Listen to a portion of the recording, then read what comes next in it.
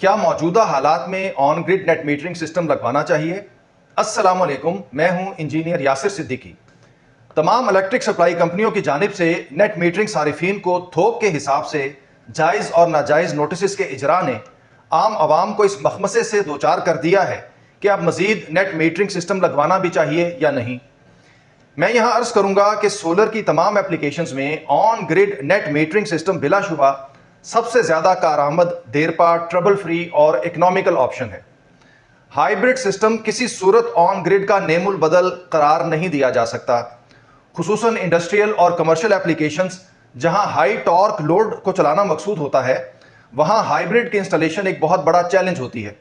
जबकि on grid system बड़ी सहूलत से हर तरह का लोड चला सकता है क्योंकि हाई टॉर्क का सारा बोझ ग्रिड उठाती है।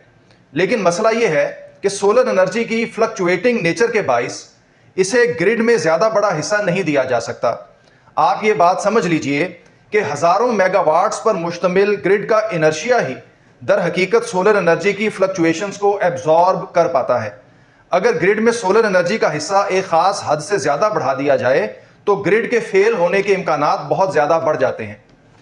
सोलर नेट मीटरिंग सिस्टम की एक नेचुरल लिमिटेशन है और पाकिस्तान में हम उस लिमिट के बहुत करीब पहुंच चुके हैं।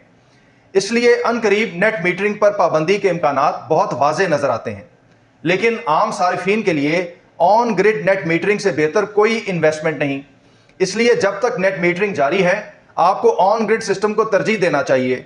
लेकिन सिस्टम लगवाते हुए ध्यान रखिए कि आपका इंपोर्ट और एक्सपोर्ट दोनों का मैक्सिमम लोड आपके सैंक्शनड लोड की हद के अंदर हो, ताकि आप नोटिस की परेशानी से बच सकें। इसके साथ ही मुझे इजाज़त दीजिए। अल्लाह हाफिज़।